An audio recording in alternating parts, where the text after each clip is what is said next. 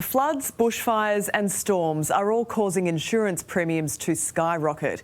But we're being warned more than 500,000 homes will be uninsurable within 8 years, leaving families at the mercy of the weather.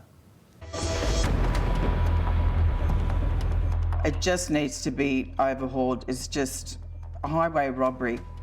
Antoinette was already forking out $3,293 a year for home insurance. Her renewal notice arrived in the mail last month, and to her surprise, it had gone up to $14,206. I thought it was a scam, actually. Thought it was a scam. But it's not. Antoinette says she's never made a claim, and she's lived in the same house for 20 years. So why is she being asked to fork out $10,913 more for home insurance now? There was no information on it that this was going to happen. I haven't heard that, the insurance was going to go up, well, especially here in Victoria. I think at about 1 o'clock in the morning on that Monday is when we saw water come in through the house.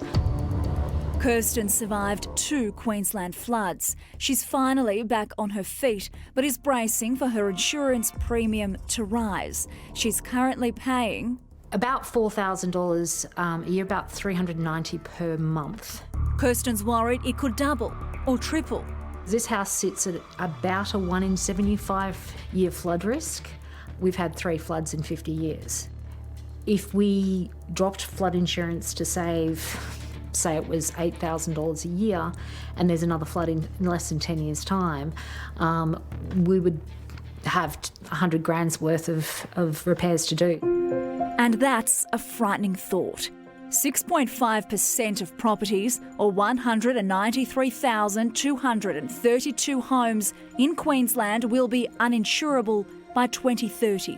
3.3% of properties in New South Wales, 3.2% in South Australia, 2.6% in Victoria, 2.5% in the Northern Territory, 2.4% in WA, 2% in Tasmania, and 1.3% of properties in the ACT.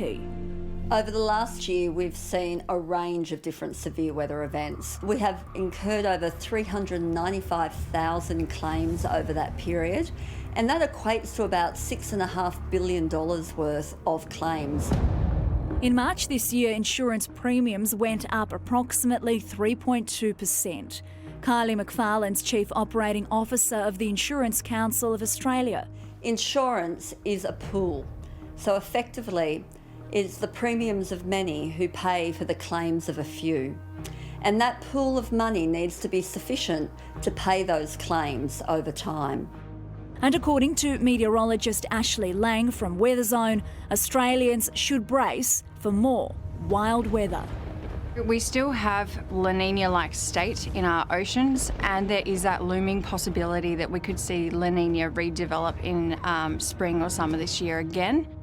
Kirsten's been flood-proofing her home. How much would it cost us to rectify after another flood? And is that more than, say, 10 years of the extra flood insurance?